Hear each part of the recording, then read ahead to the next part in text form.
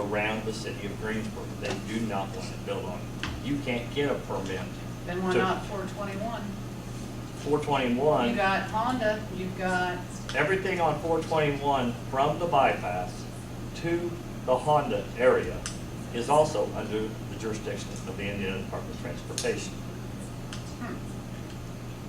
They control where access is granted along those. 421, they can grant access if they so choose.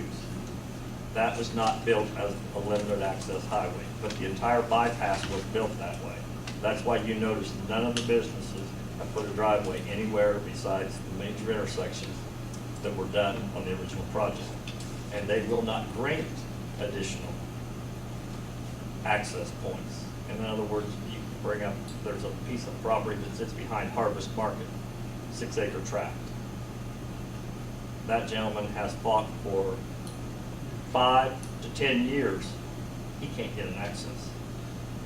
They simply will not grant it because their intention is to make that a limited access to facilitate traffic flow through the city of Greensburg at that location. They encourage you to build the kind of roads that we're talking about here because they want it to access it and you take care of the roads that your business and your development is on. Any other questions, Brady? no, thank you for getting the thistles down. Now, what do I do for about, it's all in my yard? On that property that these Bloomington and Cincinnati guys own. You get over and we deal with that every day when we just move people out, foreclose on them, and we end up mowing them. Thank you, Mark, by the way. You're welcome. He has to deal with me. I can just say but, It's you know, not we that mow bad them. dealing with you. But you know, I like it to turn down. I like to see, because when the Reed boys come to work, I'm I'm trying to in get their somebody to way. donate you a 4-wheel drive truck and get Jeff hired. Huh? I'm trying to get somebody to donate you a 4-wheel drive truck and get Jeff hired. Okay. It's a gas hole. Still didn't answer my Can question. I have one other thing? Got Gene first and then Oh, I'll take you. I Give just you want, both 2 minutes.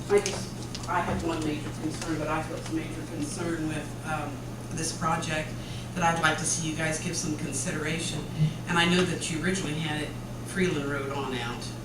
And I think at the time on the videos and stuff back then, it was said that, you know, the interstate, access was, they felt going to present a problem with that. But, you know, if you're coming out at that intersection now there by Don Meyer Ford, my husband works there every day, and he's always telling me about every accident that happens on that intersection. And, you know, that being state highway, you're gonna be feeding more traffic into that intersection. And to me, that's a real concern.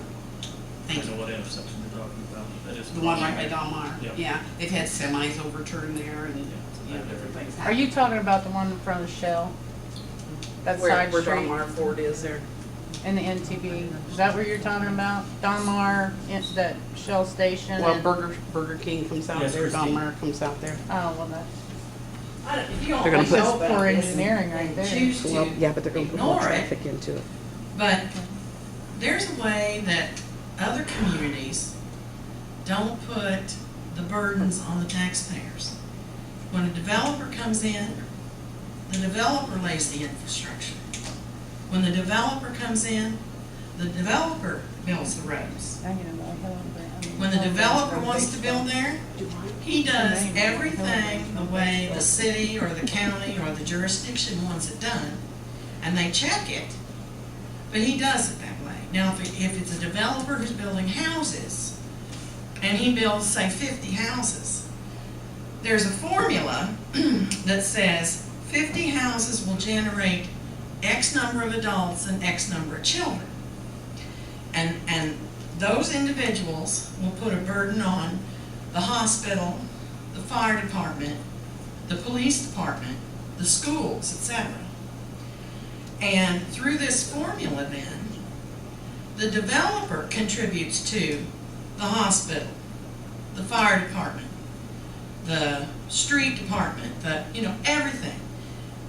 Because that's the person who's making the big bucks. And, I know I've been talked about in the newspaper and everything else when I compare it to things to Fairfax County, Virginia. But there was a huge development out there 20-some years ago, and houses just built overnight, just everywhere. That developer ended up having to build a school for 3,000 students. He built hospitals, fire departments, because he was putting those houses in there that caused that kind of strain on that county. Now, I'm talking gargantuan compared to Greensburg, okay? But the premise is still there.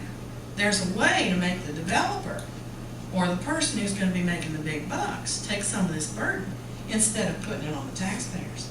And, and I go back to that original statement. Everything I see here is, man, just put it on the taxpayers. Just put it on the back of the taxpayers. And that's basically what I'm against. Can I ask a clarifying question? Mm-hmm. You keep mentioning the taxpayer burden. Which specific taxpayers do you believe are bearing the burden of this tax increment financing? I'll admit to you, I don't understand this TIF thing at all.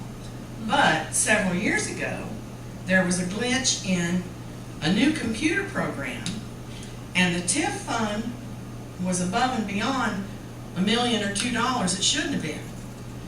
And supposedly, according to Mr. Dornish, when I talked to him about it, I got that refunded to me personally in my property taxes for about 2 years. So TIF money must come from me somewhere, because I got a refund in a lower tax rate for a couple of years. Where else would it come from? Manna from heaven? But it, okay. I don't know. I mean, I'm telling you, I don't totally understand it, but I truly think it's coming from the taxpayer some way. Thank you.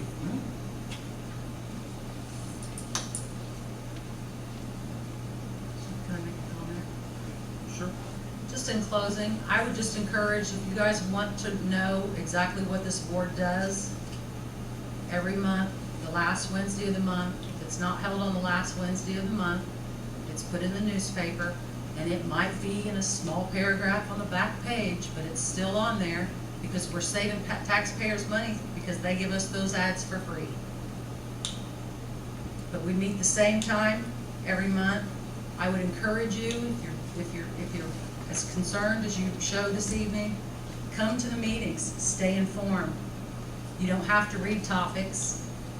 You don't have to get online to see what people are dishing out, what kind of dirt they're dishing out. Come to the meetings. It's gonna help us. It's gonna help us. Or call City Hall. The doors are open. Mr. Whitaker.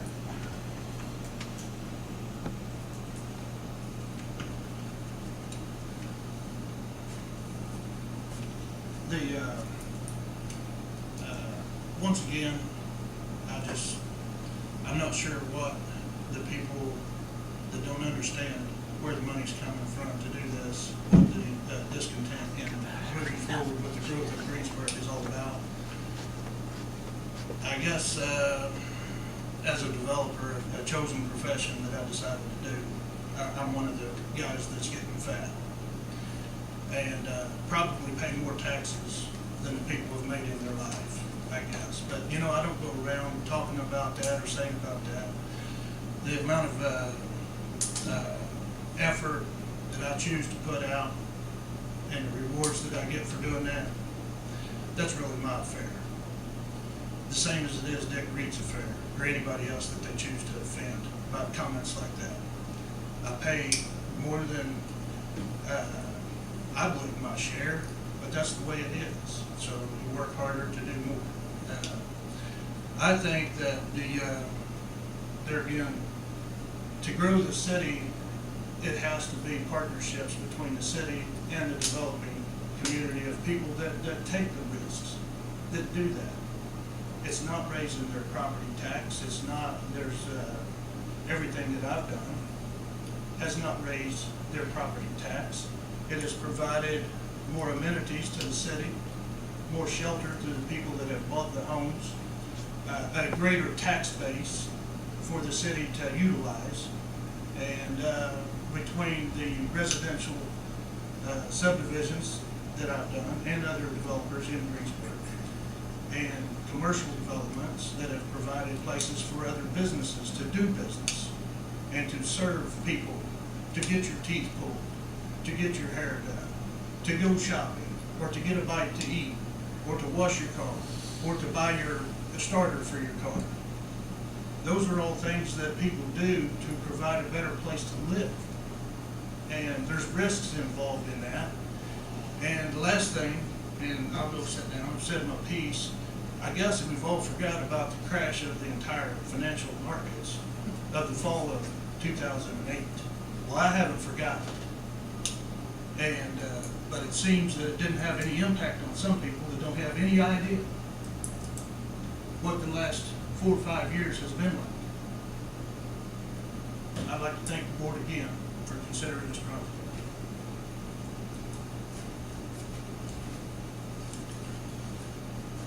Okay, anything else from the board? Our next meeting is planned for September the 25th, last Wednesday of September. I will entertain a motion to adjourn. So moved. A second. Seem to be the pattern. That's